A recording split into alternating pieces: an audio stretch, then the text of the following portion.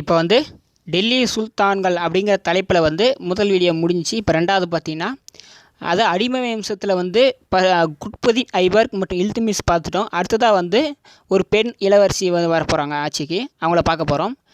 டெல்லி சுல்தானத்தின் முதல் மற்றும் கடைசி பெண் அரசி ராஜியா சுல்தானா அப்படிங்கிறது தான் வந்து முதல் மற்றும் கடைசி பெண் அரசி டெல்லி சுல்தானத்தில். ராஜியா சுல்தானா விரும்பிய அபிசினியா அடிமை ஜாமுலுதீன் யாகுத் அப்படிங்கிறவர் வந்து அவர் என்ன அடிமை வம்சம்னா வச்சுக்க, அபிசினியா அடிமை அப்படிங்கிறவர் தான். அவர் வந்து ஜாமுலுதீன் யாகுத் அப்படிங்கிறவர் விரும்பியவர். சரிங்களா. ராஜியா சுல்தானா டெல்லியில் அரசியாக ஆட்சி செலுத்திய ஆண்டுகள் 3.5 வருடம். ஸோ 3.5 வருஷமாக வந்து அவங்க ஆட்சி பண்ணாங்க. டெல்லி சுல்தானியத்தில் உண்மையான அரசாட்சியை செலுத்தியவர்கள் வந்து உலமாக்கள் அப்படிங்கிறவங்க வந்து உண்மையான அரசாட்சி கொண்டாங்க. எப்படின்னா ராஜியா சுல்தானிய அரசியாக இருந்தாலும் இங்கே உலமாக்கள் தான் வந்து உண்மையான அரசாட்சி. இந்த மக்களோட ஏதாவது பிரச்சனைனா வந்து அவங்க தான் வந்து முக்கிய முடிவெடுக்கிறது, அரசி வந்து ஒத்துக்கிற மாதிரி இருக்கும் அந்த மாதிரி. சரி, அடுத்தது அடிமை வம்சத்தின் மிக சிறந்த அரசர் பால்பன். ராஜியா சுல்தானியை பற்றி அவ்வளோதான், வேறு இது இல்லை. 3.5 வருஷம் ஒர்க் பண்ணாங்க. அதுக்கப்புறமா வந்து உலமாக்கள் வந்து உண்மையான ஆட்சி இருந்தது. இவருக்கு பிடிச்ச ஒரு அடிமை யாருன்னா அது அடிமையில் பார்த்திங்கன்னா அபிசினியா அடிமை. அது யாருன்னா ஜாமுலுதீன் யாகுத் அப்படிங்கிறதான். அவ்வளோதான். இப்போ அடிமை வம்சத்தில் சிறந்த அரசர் வந்து பால்பனை பற்றி நிறைய கேட்கலாம். இதில் என்னென்னா இல்துமிஸ் அப்படிங்கிறது இருக்குது பார்த்தீங்களா, இல்துமிஸ் மேலே பார்த்தோம். இல்துமிஸ் தான் 40 எண்மறை குழுன்னு ஒரு குழுவை வந்து உருவாக்குனார். சரிங்களா. அந்த 40 எண்ம குழு இருக்குது பார்த்தீங்களா, அதுதான் அந்த உலமாக்கள்னு சொல்லுவாங்க. அவங்க வந்து அவங்க தான் வந்து எல்லாமே அரசருக்கு வந்து அட்வைஸ் பண்ணுறது எல்லாமே அவங்க எடுக்கிற இதுக்கு வந்து அரசர் கட்டுப்படணும். அந்த மாதிரி தான் வந்து ராஜியா சுல்தானி வந்து கட்டுப்பட்டாங்க. இல்துமிஸும் வந்து உருவாக்குனார். சரிங்களா. அதை வந்து அழித்தவர் யாருன்னா வந்து பால்பன் தான். சரி, அது பின்னாடி வரும் பாருங்கள். பால்பனின் இயற்பெயர் வந்து உலுக்கான். சரிங்களா. மிக சிறந்த அரசர் பால்பன், அவரோட பேர் வந்து உலுக்கான். துருக்கியின் 40 எண்மறை அடங்கிய பெருமையுடைய அரசர் பால்பன். இவர் தான் வந்து 40 எண்மை குழு வந்து அதில் வந்து இருந்தவர். 40 எண்மை குழுவில் இருந்தார். பால்பன் அவையை அலங்கரித்த கவி அமீர் குஸ்ரு. சரிங்களா. இந்தியாவின் கிளி பேரட் ஆஃப் இந்தியா என்று போற்றப்படுவது வந்து அமீர் குஸ்ரு. சரிங்களா. பால்பன் கட்டப்பட்ட கோட்டை சிகப்பு கோட்டை. பால்பன் கட்டாரு. அடிமை வம்சத்தின் கடைசி அரசர் கைக்குபாத். சரிங்களா. இதில் வந்து கொடுக்கல, ஆனால் இது ரொம்ப முக்கியமான விஷயம். எப்படின்னா 40 எண்மறை, அதாவது இப்போ எப்படின்னா சுல்தானிய ராசியா வந்து என்ன பண்ணுறாங்க, ஆட்சிக்கு வராங்க. ஒரு ராஜா கிட்ட தோத்துறாங்க. அந்த ராஜா வந்து ராசியா சுல்தானியை கல்யாணம் பண்ணிட்டு டெல்லி அரசராகிறார். ஸோ பால்பன் என்ன பண்ணுறாரு, அவருடைய இன்னொரு பொண்ணை கல்யாணம் பண்ணி கொடுத்து அதன் மூலமாக அவரை கொன்னுட்டு இவர் வந்து 40 எண்மறை குழுவில் இருந்திருக்காரு. கொன்னுட்டு 40 எண்மறை இது மூலமாக மேலே வந்துடுறாரு, அரசராக ஆயிடுறாரு. சரி, இப்போ இந்த குழு நம்மளுக்கு பிரச்சனையாக்குன்னு சொல்லிட்டு 40 எண்மறை குழுவை வந்து ஒழிச்சிடுறாரு. அப்போ அவங்க ஒழிச்சிட்டா நம்ம சுதந்திரமாக வந்து எல்லா பதிலும் பேசலாம் அப்படின்னு சொல்லிட்டு ஒழிக்கிறாரு. ஸோ இது வந்து கொடுக்கல, இது முக்கியமான ஒரு விஷயம். அதனால தான். ஸோ இவருடைய பால்பனை பற்றி சொன்னால் அவருடைய பேர் உலுக்கான். 40 எண்மை குழுவில் வந்து இந்த குழு வந்து துருக்கியோட குழு. துருக்கி இது பால்பன் ஆகிய அமீர் குஸ்ரோடைய இது வந்து இது ஃபேமஸ் என்னென்னா இந்தியாவின் கிளி பேரட் ஆஃப் இந்தியான்னு போட்டப்படும். பால்பனை கட்டப்பட்ட கோட்டை வந்து சிகப்பு கோட்டை. அடிமை வம்சத்தின் கடைசியரை வந்து கைக்குபாத் தான் அடிமை வம்சத்தில் கடைசி சார். சரிங்களா. இப்போ இதில் பார்த்தீங்கன்னா குட்புதீன் ஐபக், இல்துமிஸ், ராஜியா சுல்தானி, பால்பன், அடுத்தது கடைசியாக கைக்குபாத் இவங்க வராங்க. இந்த ஆர்டர் கூட கேட்க வாய்ப்பு இருக்குது. டிஎன்பிஎஸ்சியில் கேட்டிருக்காங்க, குரூப் 2 லெவல்லாம் கேட்டிருக்காங்க. அடுத்த வம்சம் பார்த்திங்கன்னா அடிமை வம்சத்துக்கு அடுத்ததாக டெல்லியில் பார்த்தீங்கன்னா கில்ஜி வம்சம். ஸோ என்ன இது வம்சமாக வருது, டெல்லி சுல்தான்களை மொத்தம் 5 வம்சங்க. சரிங்களா. அந்த 5 வம்சத்தில் வந்து அடிமை வம்சம், கில்ஜி வம்சம், துக்ளக் வம்சம், லோடி வம்சம், அந்த மாதிரி வந்து 5 வம்சம் வரும். இன்னொரு வம்சம் ஞாபகம் இல்லை எனக்கு. இப்போ இதிலே வரும் பாருங்கள். இப்போ கில்ஜி வம்சம் அப்படிங்கிற 2வது வம்சம் தான். கில்ஜி வம்சத்தை தோற்றுவித்தவர் வந்து ஜலாலுதீன் பிரோஸ் கில்ஜி அப்படிங்கிறவர் தான் வந்து கில்ஜி வம்சத்தை தோற்றுவித்தார். அதே கில்ஜி வம்சத்தின் சிறந்த அரசர் வந்து அலாவுதீன் கில்ஜி. சரிங்களா. அலாவுதீன் கில்ஜியின் படைத்தளபதி மாலிகா போர். சரிங்களா. இந்த மாலிகாபூர் அப்படிங்கிறவர் யாருன்னா இந்தியாவின் மீது தமிழ்நாட்டில் வந்து படையெடுக்கிறாரு. சீர புராணம் அப்படிங்கிற ஒரு நூல் இருக்கும் தமிழில். அதில் வந்து மாலிகாபூரை பற்றி சொல்லுவாங்க. அதாவது அங்கே சீர புராணத்தில் வந்து உமரப்புலவர் ஆட்சியில் உமரப்புலவர் இருக்கும்போது அங்கே வந்து அப்துல் கசீம் மரைக்காரான்னு ஒருத்தர் இருப்பார் ஆட்சியில்.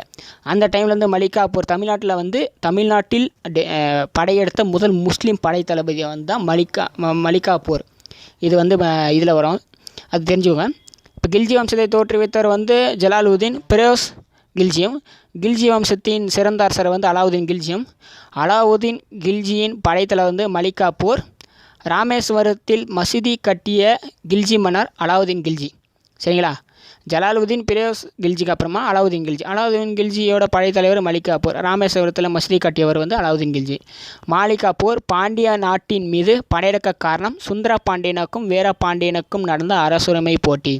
இவர் என்ன பண்ணுறாரு, டெல்லி சுல்தான் வந்து உலகம் இந்த இந்தியா ஃபுல்லாக பரப்பணுங்கிற நோக்கத்தில் இருப்பார். அப்போ பாண்டியர்களுக்கிடையே வந்து நடக்கும் ஃபைட்டு. அதான் இந்த ஃபைட்டு தான் அது. சுந்தர பாண்டியனும் வீர பாண்டியனுக்கும் இடையே வந்து அரசுரிமை போட்டி நடக்கும். அப்போ போய் மாலிகாபூர் கிட்ட கேட்குறான். உடனே என்ன பண்ணுறான் மாலிகாபூர் வந்து இவனுங்களை நம்ம தோக்கடிச்சிட்டு நம்ம அதை படையை எடுத்துக்கலாம், தமிழ்நாட்டை கைப்பற்றிக்கலான்னு சொல்லிட்டு ஃபைட் பண்ணுவார். தோப்பாரே ஜெயிப்பாருன்னு தெரியாது எனக்கு. சரிங்களா? அதை பார்த்துக்கலாம். அடுத்தது, அளவுக்கு அதிகமான வரிசுரிமை மக்கள் மீது திணிக்கப்பட்ட ஆட்சி அலாவுதீன் கில்ஜி. அலாவுதீன் கில்ஜியோட காலத்தில் தான் வந்து என்ன பண்ணுறாங்கன்னா அதிகமாக வரி வந்து கட்ட சொல்லுவாங்க. சரிங்களா? அலாவுதீன் கில்ஜியின் ஆட்சியில் நிலவரியாக செலுத்தப்பட்ட அளவு வந்து 1/2. இப்போ என்கிட்ட வந்து 100 ரூபா இருக்குன்னா நான் 50 ரூபா வந்து டேக்ஸே கட்டணும். இல்லை லேண்டில் இப்போ நான் வந்து ஒரு லேண்டில் வந்து நான் வந்து என்ன பண்ணுறேன்னா ஒரு 100 மூட்டை எனக்கு விளையுதுன்னா அதில் 50 மூட்டை கவர்மெண்ட்டுக்கு கொடுத்துணும், மிச்சம் 50 மூட்டை எனக்கு. அதனால் வந்து இன்வெஸ்ட்மெண்ட் பண்ணுறனால எனக்கு வரக்கூடிய லாபமே வந்து கம்மியாக தான் வரும். அந்த மாதிரி. அடுத்தது, விலை கட்டுப்பாட்டு முறையை அமுல் செய்த மன்னன் வந்து அலாவுதீன் கில்ஜி. விலை வந்து இவ்வளோ தான் இருக்கணும் அப்படின்னு சொல்லிட்டு ஃபிக்ஸ் பண்ணவர் வந்து அலாவுதீன் கில்ஜி. மேவாரை ஆண்ட ராணா ரத்னா சிங்காவின் மீது அலாவுதீன் கில்ஜி போர் புரிய காரணம் மனைவி பத்மினியின் அழகு. சரிங்களா? இவர் அலாவுதீன் கில்ஜி என்ன பண்ணார், பத்மினி அப்படிங்கிற ஒரு அரசியை பார்த்து அழகில் வந்து மயங்கி மேவார் நாட்டில் இருக்கக்கூடிய ராணா ரத்னா சிங்கோட மனைவி தான் வந்து பத்மினி. அவர் மீது போர் தொடுத்து அவரை கொண்டுறாங்க. பத்மினி வந்து உடன்கட்டை ஏறிடுவாங்க. உடன்கட்டைன்னா சதி அப்படிங்கிற உடன்கட்டையில் மூலமாக செத்துருவாங்க. சரிங்களா? அது விடுங்க, அது இல்லை, இது புக்கில் இருக்கும். சரி, வருவாய்த்துறையை சீரமைத்த முதல் டில்லி சுல்தான் அலாவுதீன் கில்ஜி. இவர் ஃபஸ்ட்டு என்ன பண்ண வரி அதிகமாக சுமத்துறாரு.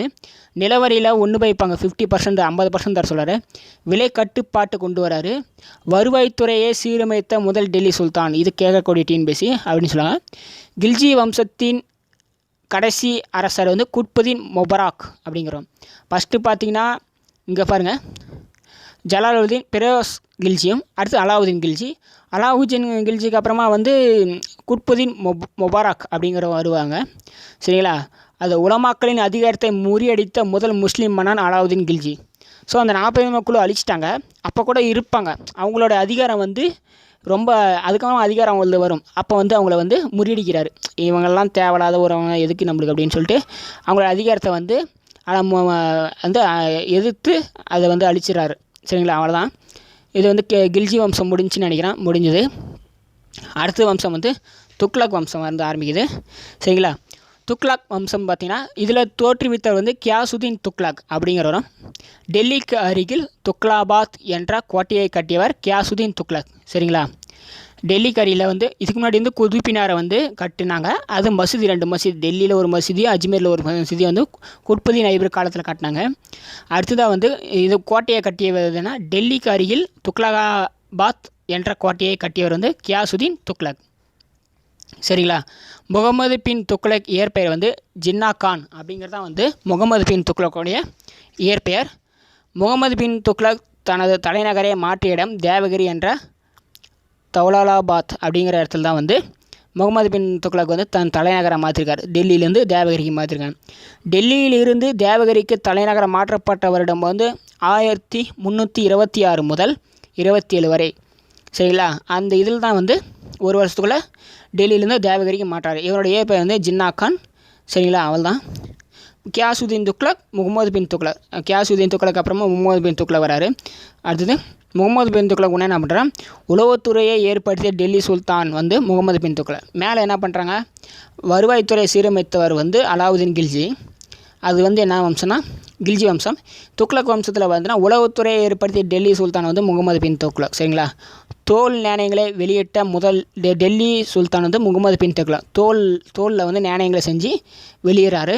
முகமது பின் துக்ளக்கில் வாழ்ந்த கவி வந்து அமீர் குஸ்ரு. மேலே வந்து இருக்கார் பார்த்தியா அலாவுதீன் கில்ஜி. அது முபாரக் அடுத்து தான் வந்து முகமது கியாசுதீன் துக்ளக், அது மாதிரி முகமது பின் துக்ளக்.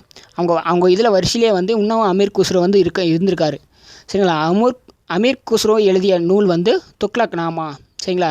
துக்ளக்கை பற்றி எழுதியிருக்காரு. சரியா. முகமது பின் துக்ளக் காலத்தில் இந்தியாவிற்கு வருகை தந்த ஆப்பிரிக்கா பயணி இபின் பட்டுடா.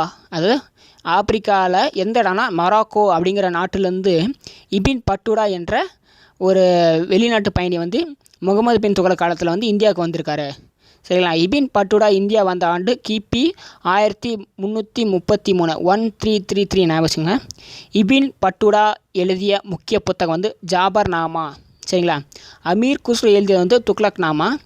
இபின் பட்டுடா அதாவது ஆப்பிரிக்காவிலேருந்து வந்த மொராக்கோ பயணி வந்து யாருன்னா அவர் எழுதியது வந்து ஐபர் நாமா அப்படிங்கிறது வந்து துக்ளக் நாமா. ஸோ ஜபர் நாமா, ஜபர் தான் வரும். சரிங்களா. அடுத்து துக்ளக் ஆட்சியின் போது இந்தியாவின் மீது படையெடுத்து கொள்ளை கூட்ட தலைவன் வந்து தைமூர். சரிங்களா. தைமூர் அதாவது துக்ளக் வம்சத்துக்கு அப்புறமா தைமூர் வம்சம் வரும். சரிங்களா. இதில் என்னென்னா அதாவது அது கொள்ளை கூட்டத்தின் தலைவர் வந்து தைமூர். சரிங்களா. தைமூருங்கிறவன் தான் வந்து துக்ளக் ஆட்சியின் போது படையெடுத்தார். தைமூர் இந்தியாவின் மீது படையெடுத்த வருடம் வந்து 1398 முதல் 99 வரை. துக்ளக் வம்சத்தின் கடைசி மன்னன் வந்து நசுருதீன் ஷா அப்படிங்கிறவர் தான் வந்து கடைசி அரசர். தைமூர் வந்து படையெடுக்கிறாங்க 1398 முதல் 99. முகமது பின் துக்ளக்கிற்கு பிறகு அரியணை ஏறியவர் வந்து பிரோசா துக்ளக்கால் ஏற்படுத்தப்பட்ட நகரங்களே பிரோஸ்லாபாத், பதேபாத், ஜான்பூர், ஸ்லாரி. சரிங்களா. முகமது பின் துக்ளக் அடுத்து தான் வந்து பிரோசா துக்ளக் வராரு. சரிங்களா. அதே வந்து துக்ளக் வம்சத்தின் கடைசியாக வந்து நசுருதீன் ஷா. சரிங்களா. கியாசுதீன் துக்ளக், முகமது பின் துக்ளக், அடுத்து பிரோசா துக்ளக், அடுத்து வந்து நசுருதீன் ஷா வருவார்னு நினைக்கிறேன். அப்படி தான் வருவார். சரிங்களா. அடுத்து பிரோசா துக்ளக் வந்து 3 நகரங்கள் உருவாகிறார், 4 நகரங்கள். ஒன்று வந்து பிரோஸ்லாபாத், பதேபாத், ஜான்பூர், ஹிலாரி. பிரோசா துக்ளக் எழுதின வந்து பாதுகத் பிர்ஸ் லாசி அப்படிங்கிற நூல் எழுதியிருக்காரு. பிராமணர்களின் மேல் ஜர்சியா வரியை விதித்த முதல் முஸ்லீம் சுல்தான் வந்து பிரோசா துக்ளக். ஜெர்சியாலாம் கடவுளை கும்பிடணும்னா ஒரு குறிப்பிட்ட அமௌண்ட்டு கட்டிட்டு தான் வந்து கடவுளை கும்பிடணும். இப்போ கோயிலுக்கு வந்து யாத்திரை போனாலும் ஒரு குறிப்பிட்ட அளவு பணம் வந்து கவர்மெண்ட் கட்டிட்டு தான் வந்து போகணுங்கிறது தான் வந்து பிராமணர்கள் மீது வந்து ஜர்சியா வரியை விதித்த முதல் முஸ்லீம் மன்னர். பிரோசா துக்ளக் ஜாகீர்தார் முறையை அறிமுகப்படுத்தியதால் துக்ளக் வம்சம் அழிவதற்கு காரணமானது. ஜாகீர்தார் முறைனா அதாவது அரசருடைய நிலங்கள், இது எல்லாமே வந்து நிலங்கள் வந்து ஒருத்தர் குறிப்பிட்ட கண்ட்ரோலில் கொடுத்துட்டு அதை வந்து அவங்கக்கிட்டேருந்து வட்டி வாங்கிறது. ஆனால் அது பூரியில் உள்ள ஜெகநாத்தார் ஆலயத்தை இடித்து தரமாட்டமாக்கியவர் வந்து பிரோசா துக்ளக்.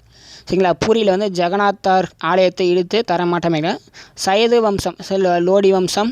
சரி. அடுத்து இது வந்து ஃபஸ்ட்டு அடிமை வம்சம், கில்ஜி வம்சம். மேலே பார்த்தீங்கன்னா துக்ளக் வம்சம். அடுத்தது சையது வம்சத்தின் ஆட்சியாளர் வந்து கிசிர்கான் சையது. சரிங்களா.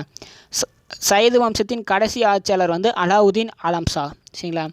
அது வந்து இப்போ மேலக்கரை வந்து அந்த துக்ளக் வம்சம் முடிஞ்சு சையது வம்சம் வருது. சையது வம்சத்தின் ஆட்சியாளர் வந்து கிசிர்கான் சையது வம்சத்தின் கடைசி ஆட்சியாளர் அலாவுதீன் ஆலம் ஷா. ஸோ அடுத்தது வந்து சையது வம்சம் தான் வந்து வரும், இல்லைனா லோடி வம்சம் வரும். ஸோ தேங்க்யூ ஃபார் வாட்சிங்.